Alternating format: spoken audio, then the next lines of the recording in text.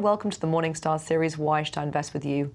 I'm Emma Wall and I'm joined today by Ben Leyland, manager of the Hambro Global Opportunities Fund. Hello, Ben. Hello.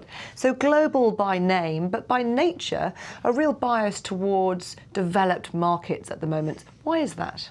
The main reason is that's where the valuation opportunities are.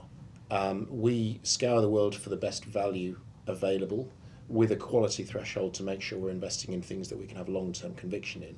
And we simply invest the capital of the fund where the best value is, and that happens to be particularly in pan-Europe at the moment. The other thing I'd emphasise is that we have a lot of emerging market facing companies within the multinationals that we own. So we've never seen geographic listing as particularly relevant to the economic case that we're making for a stock. That sounds like you're very bottom up then as a fund manager. Do you think about a macro overlay? Are there particular themes going on in the world where you think that's a great opportunity or that's something I really need to avoid? I would say we would use macroeconomic weakness to our advantage by buying great franchises when they're going through a period of difficulty. We're much more likely to do that than we are to chase some cyclicals in a strong phase of the cycle.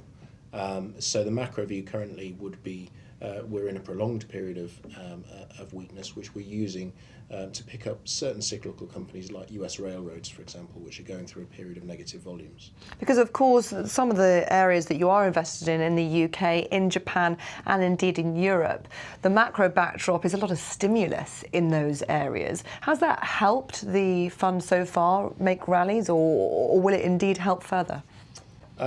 My view is the stimulus has helped asset prices rise rather than economies recover. Yeah. I would say we have benefited to a degree from that because the stocks that have benefited most are the quality areas of the market which we like to buy with recurring revenues, bond-like cash flows, and a degree of yield.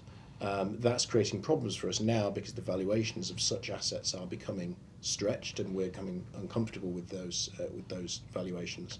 And so we're having to look at slightly less advantaged sectors and companies. And these are the stocks which some people call bond proxies, aren't they? They're high quality, income paying stocks that have, as you say, had such demand because, you know, bond yields have been so incredibly low that actually the price of these stocks have been pushed up considerably. Yeah, the distinction we're trying to draw is between bond proxies and compounders.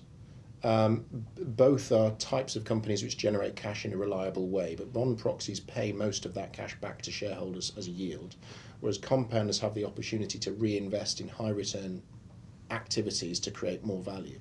And my view would be at some stage in the next 3 years we will have a market-wide de-rating. When and how, I've no idea. But you need to be invested in companies which have created value and grown under the bonnet so that your capital return, your total return is acceptable. Are there particular sectors which lend themselves more to these new opportunities? I'm not sure I would emphasise any particular sector. Clearly, I think the bond proxies are concentrated in certain sectors, the staples, healthcare, and to a degree, a lesser extent, the utilities and telco sectors would all be the more defensive, more reliable, cash generative sectors of the market. When we're looking for growth opportunities in compounders, we can find them in any sector, be that industrials. There are certain energy companies which are investing heavily for growth. There are certain software companies which are doing the same. So we try to be as broad-minded as possible when it comes to the industries that we're looking at. So prepare for a correction, but focus on quality? Broadly, yes. Thank you very much. This is Emma Wall for Morningstar. Thank you for watching.